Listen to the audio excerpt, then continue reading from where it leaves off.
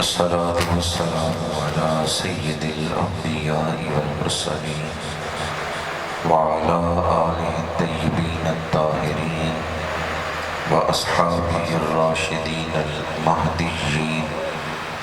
أما بعد فأعوذ بالله من الشيطان الرجيم. بسم الله الرحمن الرحيم.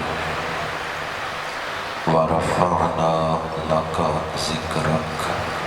صدق الله مولانا العظيم. إن الله وملائكته يصلون على النبي يا أيها الذين آمنوا صلوا عليه وسلموا تسليما. الصلاة والسلام عليك يا رسول الله وعلى آلك وأصحابك يا حبيب الله. الصلاة والسلام عليك يا رسول الله وعلى آلك وأصحابك يا حبيب الله. فخر اہل سنت مجاہد اہل سنت حضرت علامہ مولانا صاحب زادہ حسنات احمد جلالی صاحب زندہ شرف عاشق خیر الورا حضرت مولانا ابرار حسین جلالی صاحب زندہ شرف انتہائی واجب التکریم علماء کرام، مہمانان ذی وقار، برادران اسلام، حاضرین و سامعین، تلاوت ہوئی، نعت خوانی ہوئی، بیان ہو رہا ہے. ہم سب مل کر محبتوں کا ایک گلدستہ تیار کر رہے ہیں جسے آج گجرات کی سرزمین سے مدینہ منورہ بھیجنا ہے. یہ محفل آپ لوگوں کی طرف سے محبتوں کا گلدستہ ہے جو سرکار مدینہ کی بارگاہ میں پیش کیا جا رہا ہے. کیا خیال ہے آپ لوگوں کا؟ وہ کریم آقا جو طائف کے بازار میں پتھر پھینکنے والوں کو ہدایت کی دعا دیتے ہیں، وہ گلدستے پیش کرنے والوں کو کیا کچھ عطا کریں گے. ماہ ربیع الاول شریف کی 10ویں تاریخ ہے، آج 10واں دن ہے. پوری دنیا سے اہل اسلام محبتوں کے گجرے، عقیدتوں کے گلدستے، درود و سلام کے تحفے مدینہ منورہ بھیج رہے ہیں. اظہار نسبت کے ان لمحات میں ہم بھی یہ محفل سجا کے بیٹھے ہیں. عاشق رسالت مآب محترم حاجی وقار ایوب صاحب ہر سال بڑے تجھ کو احتشام سے، عقیدت و احترام سے اس محفل میلاد کا انتظام کرتے ہیں. ویسے تو پتہ چلا ہے کہ ہر مہینے یہ محفل پاک منعقد ہوتی ہے. اے رحمتاں رب اکبر دیاں نے کہ کر کر محفلاں میرے پیغمبر دیاں نے. جدے ویڑے چ اودا ذکر ہووے پلا کی ریساں او دے کر دیاں نے. جدے ویڑے چ اودا ذکر ہووے پلا کی ریساں او دے کر دیاں نے. معطر کرن باغاں دی فضانوں او خوشبوواں او دے پہ کر دیاں نے. ذکر رسول پاک کے مہکے ہوئے ہیں پھول، جنت بنا ہوا ہے میرا گھر قدم قدم. دعا گو ہوں کہ خالق کائنات اس محفل پاک کو درجہ قبولیت عطا فرمائے اور ہم سب کو عقیدت و احترام کے ساتھ ذکر رسول کرنے اور سننے کی توفیق عطا فرمائے. خطبہ کے دوران میں نے قرآن پاک کی مشہور آیت مبارکہ تلاوت کرنے کا شرف حاصل کیا ہے. ابتدائے اسلام میں مکی دور کے شروع میں یہ آیت مبارکہ نازل ہوئی جب ابھی مسلمان صرف ایک شہر تک محدود تھے اور مکے میں بھی چند لوگوں نے ابھی کلمہ پڑھا تھا. مشرکین نے میٹنگ کی، انہوں نے کہا اسلام پھیل رہا ہے، اس کو کس طرح روکنا ہے. تو ایک کافر اٹھا، اس نے کہا مٹھی بھر مسلمان ہیں، ہم انہیں پیس کے رکھ دیں گے اور مکے سے باہر کسی دوسرے شہر تک رسول اللہ کا ذکر نہیں پہنچنے دیں گے۔ مکے سے باہر کسی دوسرے شہر میں تو لوگوں کو پتہ بھی نہیں چلے گا کہ مکے میں کسی ہستی نے اعلان نبوت کیا تھا۔ جس دن کافروں نے یہ کہا کہ ہم اسلام کو مکے میں ہی دفنا دیں گے اور حضور کا ذکر مکے سے باہر کسی دوسرے شہر تک نہیں پہنچنے دیں گے، اس دن اللہ نے یہ آیت نازل فرمائی ہے وَرَفَعْنَا لَكَ ذِكْرَكَ، محبوب ہم نے آپ کی خاطر آپ کا ذکر بلند فرما دیا ہے۔ اب جنہوں نے یہ کہا تھا کہ مکے سے باہر ہم حضور کا ذکر نہیں جانے دیں گے، اقتدار ان کے پاس تھا، افرادی قوت ان کے پاس تھی، دنیا کی دولت بھی ان کے پاس تھی، یہ تینوں چیزیں ان کے پاس تھی، سرداریاں بھی ان کے پاس تھی، اقتدار ان کے پاس تھا، افرادی قوت بھی ان کے پاس تھی، بڑے بڑے قبیلے تھے، اور دنیا کی دولت بھی ان کے پاس تھی۔ جن کے پاس یہ تینوں چیزیں تھیں انہوں نے کہا ہم مکے سے باہر نہیں ذکر نکلنے دیں گے۔ اللہ نے وعدہ فرمایا، اللہ نے اعلان فرمایا، ہم نے آپ کی خاطر آپ کا ذکر بلند کر دیا ہے۔ آج دنیا کا کون سا آباد ملک ایسا ہے جس میں حضور کا ذکر نہیں ہو رہا؟ اگر کوئی غیر مسلم آپ سے پوچھے کہ قرآن کی سچائی پر کوئی دلیل تو دو، تو آپ یہی آیت پڑھ کے سنائیں کہ جس دور میں یہ آیت نازل ہوئی تھی اسے یاد کرو اور موجودہ دور دیکھو۔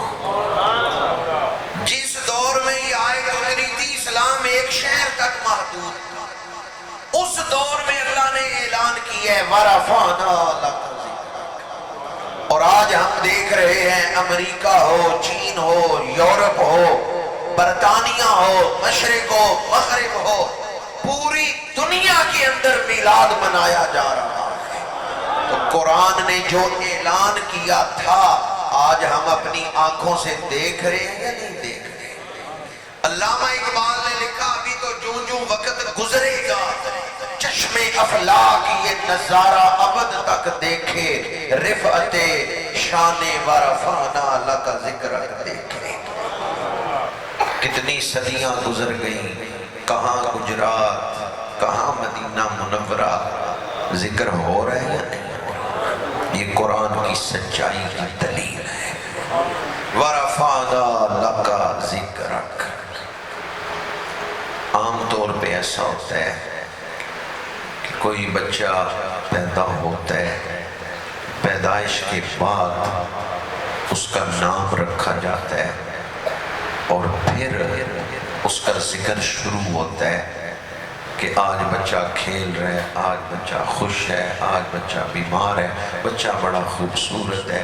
ذکر پیدائش کے بعد شروع ہوتا ہے، لیکن جس ہستی کے لیے اللہ نے فرمایا نا وَرَفَعْنَا لَكَ ذِكْرَكَ، ان کا ذکر میلاد کے بعد نہیں شروع ہوا، ذکر میلاد سے پہلے ہی شروع ہو چکا تھا۔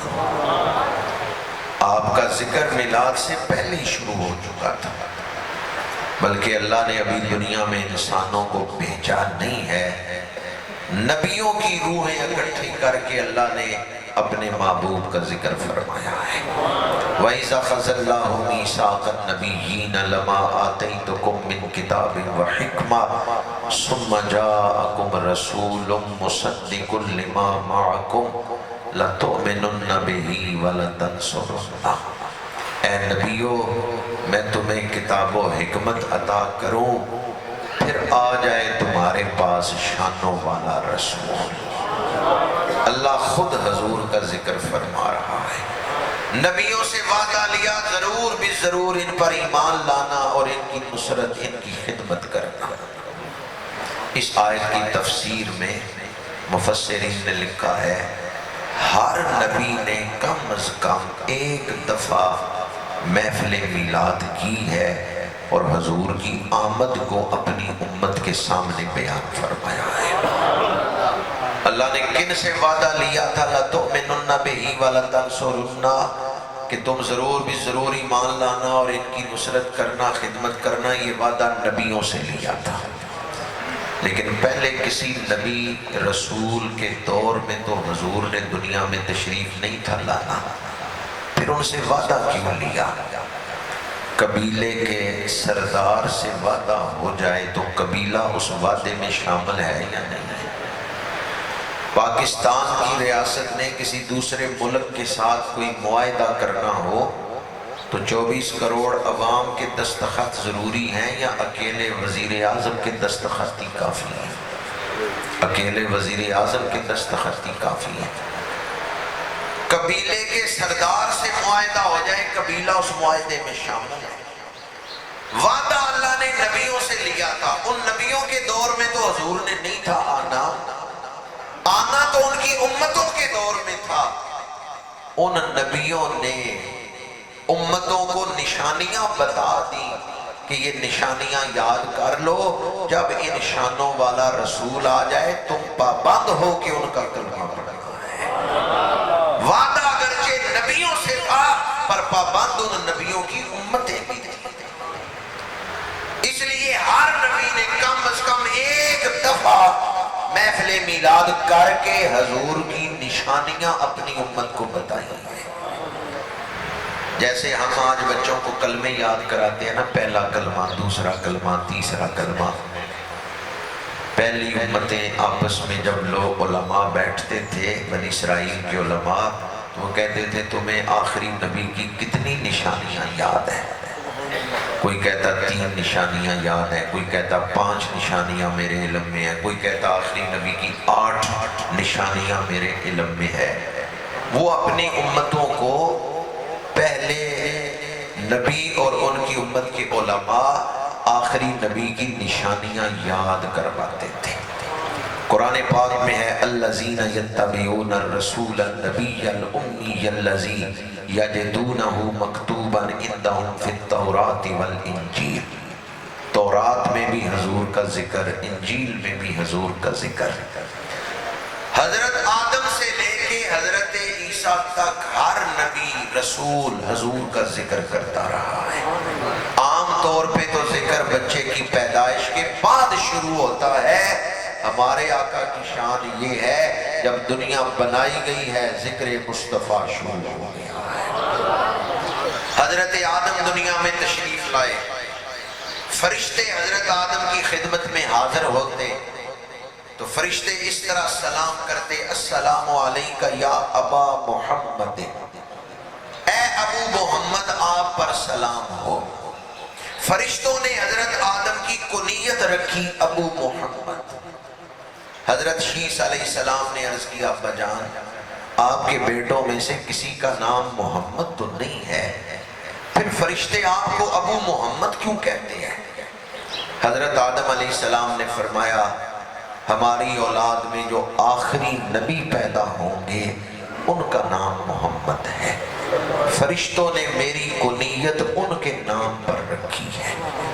حضرت شیس علیہ السلام نے عرض کیا ابا جان آئیں گے وہ ہماری اولاد میں، لیکن کیا ان کی شان ہم سے زیادہ ہے کہ آپ کی کنیت ان کے نام پہ رکھی گئی ہے؟ اب ذرا دل تھام کے سنیں حضرت آدم نے جواب کیا دی ہے۔ آپ نے فرمایا سنو آئیں گے بے شک وہ ہماری اولاد میں، پر حقیقت یہ ہے ہمیں وجود ملا ہے تو ان کا صدقہ ہی ملا ہے۔ اعلیٰ حضرت نے اس حدیث کو ایک شعر میں ترجمہ کر دیا ہے، ظاہر میں میرا نخل حقیقت میں میری اصل، اس گل کی یاد میں یہ صدا ابو البشر کی ہے۔ نخل پھل کو کہتے ہیں، اصل جڑ کو کہتے ہیں، ظاہر میں میرا نخل حقیقت میں میری اصل، اس گل کی یاد میں یہ صدا ابو البشر کی ہے۔ حضرت آدم نے فرمایا آئیں گے وہ ہماری اولاد میں، لیکن حقیقت یہ ہے ہمیں وجود ملا ہے تو ان کا صدقہ ہی ملا ہے۔ وہ جو نہ تھے تو کچھ نہ تھا، تھا وہ جو نہ ہو تو کچھ نہ ہو، جان ہے وہ جہان کی، جان ہے تو جہان ہے۔ اور تاجدار گولڑا نے بھی یہی لکھا، اس صورت نو میں جان آکھاں، جان آکھاں کے جانے جہان آکھاں، سچ آکھاں تے رب دی شان آکھاں، جس شان تو شانہ سب گئی۔ اور یہی بات علامہ اقبال نے بھی لکھی، ہونا یہ پھول تو بلبل کا ترنم بھی نہ ہو، چمنے دہر میں کلیوں کا تبسم بھی نہ ہو، ہونا یہ ساقی تو پھر میں بھی نہ ہو، خم بھی نہ ہو، بزم توحید بھی دنیا میں نہ ہو، تم بھی نہ ہو، خیمہ افلاک کا ایستادہ اسی نام سے ہے، نبض ہستی تپش آبادہ اسی نام سے ہے۔ اقبال کہتے ہیں میری تو نبض بھی چل رہی ہے تو محمد محمد محمد کا وظیفہ کرتے ہوئے چل رہی ہے۔ اوروں کا ذکر شروع ہوتا ہے پیدائش کے بعد، حضور کا ذکر پہلے ہی ہو رہا ہے۔ ہر نبی نے کم از کم ایک دفعہ اپنی امت کے سامنے آپ کا ذکر کیا ہے۔ زمانہ آ گیا حضرت ابراہیم علیہ السلام کا، بیت اللہ کی تعمیر سے فارغ ہوئے، جس پتھر پہ کھڑے ہیں دعا مانگی، ربنا وابعث فیہم رسولا، پروردگار وہ شانوں والا رسول بھیج دے جس کا وعدہ کیا تھا، ثم جاءکم رسول، کہ رسول آئے گا۔ پروردگار میں مانگتا ہوں ربنا وابعث فیہم رسولا، وہ شانوں والا رسول بھیج دے۔ آمین کون کہہ رہے تھے اس دعا پر؟ حضرت اسماعیل۔ اس وقت وہاں کون تھے آمین کہنے والے؟ حضرت اللہ نے حضور کو حضرت اسماعیل کی اولاد میں بھیجا ہے۔ حضرت ابراہیم کے اور بھی بیٹے ہیں، پر دو بیٹے زیادہ معروف ہیں، ایک حضرت اسحاق اور دوسرے حضرت اسماعیل۔ دونوں کی اولاد میں اللہ نے نبوت عطا فرمائی ہے، پر آپ حیران ہوں گے کہ حضرت اسحاق کی اولاد میں ہزاروں نبی پیدا ہوئے ہیں۔ جس باپ کی اولاد میں ایک بچہ حافظ قرآن ہو، کہتے ہیں باپ بڑی شان والا ہے، تو جس کی اولاد میں 12,000 سے زیادہ نبی پیدا ہوئے، بعض روایتوں میں 27,000 نبی پیدا ہوئے۔ حضرت اسحاق کی اولاد میں نسل در نسل نبی، باپ نبی، بیٹا نبی، پوتا نبی، پڑپوتا نبی۔ حضرت ابراہیم نبی، بیٹے اسحاق نبی، پوتے یعقوب نبی، پڑپوتے حضرت یوسف۔ کئی ایسے واقعات ہوئے باپ اور بیٹا نبی، حضرت داؤد نبی، حضرت سلیمان نبی۔ کئی ایسے واقعات ہوئے سسر اور داماد نبی، حضرت شعیب علیہ السلام نبی ہیں، حضرت موسیٰ علیہ السلام نبی۔ دو بھائی ہیں، دونوں نبی ہیں، حضرت موسیٰ، حضرت ہارون۔ یہ سب حضرت اسحاق کی اولاد میں سے۔ کیا شان ہے ان گھروں کی جن میں سسر اور داماد بیٹھے ہوئے ہیں، دونوں اللہ کے رسول بیٹھے ہوئے ہیں۔ حضرت اسحاق کی اولاد میں ہزاروں نبی پیدا ہوئے، لیکن انہی کے دوسرے بھائی حضرت اسماعیل کی اولاد میں اللہ نے صرف ایک نبی بھیجا ہے۔ حضرت اسماعیل کی اولاد میں صرف ایک نبی، ہمارے آقا کا۔ حضرت اسحاق کی اولاد میں ہزاروں نبی، حضرت اسماعیل کی اولاد میں صرف ایک نبی۔ پروردگار اس تقسیم میں حکمت کیا ہے، اس تقسیم میں راز کیا ہے کہ حضرت اسماعیل کی اولاد میں دوسرا نبی بھی نہیں پیدا ہوا، صرف ایک نبی پیدا ہوئے ہیں۔ مفسرین فرماتے ہیں حضرت اسماعیل کی اولاد میں نبی تو ایک آیا ہے، پر سارے نبیوں کا سردار بن کے آیا ہے۔ شب معراج حضرت اسحاق کی اولاد کے سارے نبی حضرت اسماعیل کی اولاد میں آنے والے نبی کے پیچھے مقتدی بن کے کھڑے ہیں۔ سب سے اولا و اعلیٰ، سب سے بالا و والا، خلق سے اولیاء، اولیاء سے رسول اور رسولوں سے اعلیٰ۔ حضرت موسیٰ نے حضور کا ذکر کیا، حضرت داؤد نے حضور کا ذکر کیا۔ تفاسیر میں ہے آپ جب بیت المقدس کی تعمیر سے فارغ ہوئے تو پورے اہتمام کے ساتھ آپ مکہ شہر میں تشریف لائے۔ حضرت سلیمان علیہ السلام اور برطانیہ کی لائبریریوں میں عہد نامہ عتیق، یہ جو کتاب پڑھی ہوئی ہے، اس میں حضرت سلیمان کا وظیفہ لکھا ہوا ہے خلو محمد زہدودی دئی زہدئی۔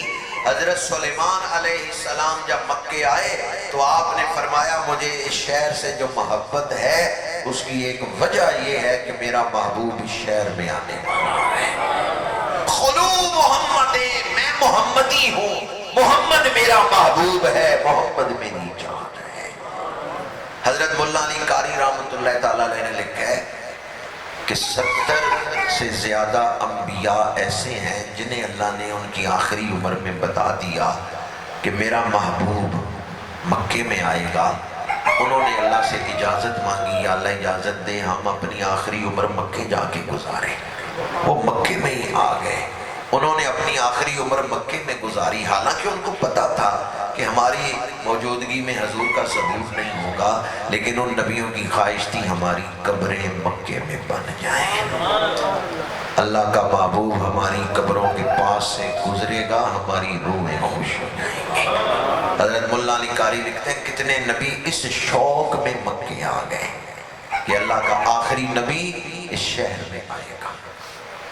اور مدینہ منورہ کے قیام کے حوالے سے بہت سارے سیرت نگاروں نے، علامہ زرقانی دیگر نے یہ روایت لکھی ہے۔ طبہ حمیری یہودیوں کے ساتھ سفر کر رہا تھا، سینکڑوں یہودی علماء اس کے لشکر میں تھے۔ مدینہ منورہ کی سرزمین سے گزرتے ہوئے انہوں نے کہا، بادشاہ سے کہا تو چلا جا، ہم یہاں ڈیرا لگائیں گے کیونکہ ہمیں نشانیاں نظر آ رہی ہیں آخری نبی یہاں تشریف لائیں گے، یہاں ان کا روزہ بنے گا۔ وہ یہودی علماء وہاں ہی ٹھہر گئے۔ اس سے بھی پتہ چلتا ہے کہ پہلے نبیوں نے حضور کا ذکر کیا ہے، پہلی امتیں حضور کا ذکر کرتی رہی ہیں۔ ذکر ولادت کے بعد نہیں شروع ہوا، ذکر پہلے ہی جاری تھا۔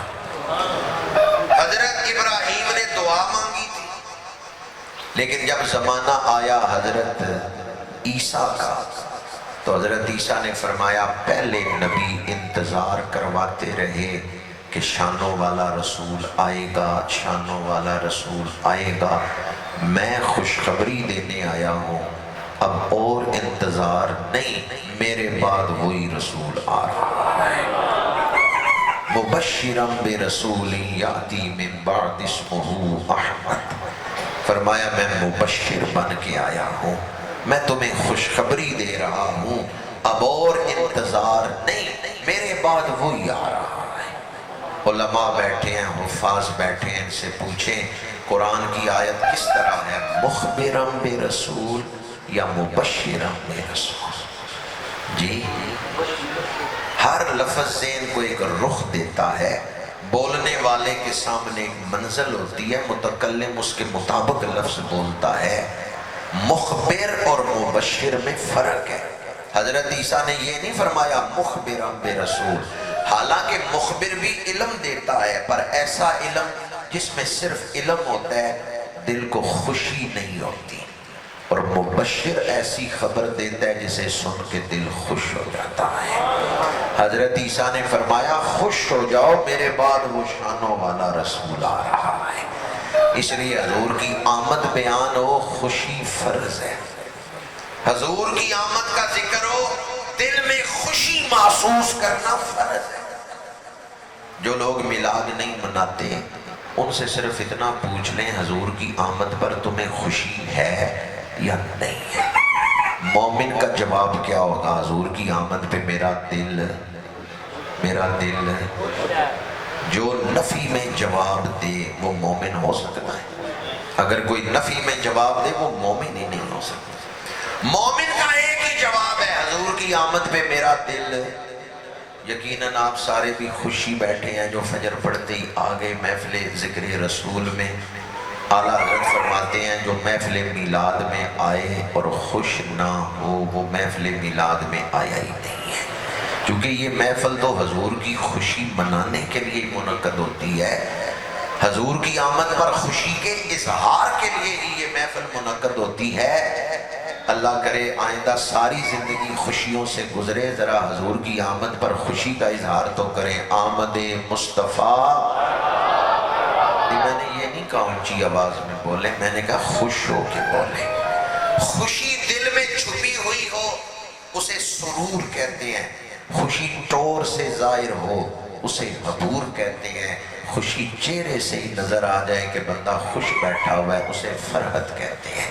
قل بفضل اللہ وبرحمتہ فبذالک فلیفرحوا، خوشی کرے تو نظر بھی تو آئے چہرے سے کہ آپ حضور کی آمد پہ خوش بیٹھے ہیں۔ آمد مصطفیٰ، ٹھیک ہے معاشرے میں بہت سارے مسائل ہیں، مہنگائی بھی ہے اور کئی مسائل ہیں اس دور کے، لیکن محفل کے بعد سوچیں گے کیا کیا پریشانیاں ہیں۔ اس وقت تو ہم حضور کی آمد پر خوشی کرنے کے لیے جمع ہوئے ہیں، محفل سے فارغ ہوں گے بعد میں سوچیں گے مسائل کیا ہیں، ان کا حل کیا ہے۔ اس وقت تو ہم نے خوشی کا اظہار کرنا ہے، اور میرا ایمان ہے جو اپنے غم چھپا کے حضور کی آمد پر خوشی کرے اللہ اسے غموں سے نکال لیتا ہے۔